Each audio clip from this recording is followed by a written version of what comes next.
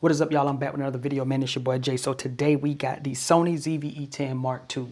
Finally got here, man. It took a while for me to get this camera, but it's finally here. And what I want to do for you guys today is just unbox this joint, take a quick look at the hardware, make sure everything is in order, make sure it's looking pretty good and stuff like that.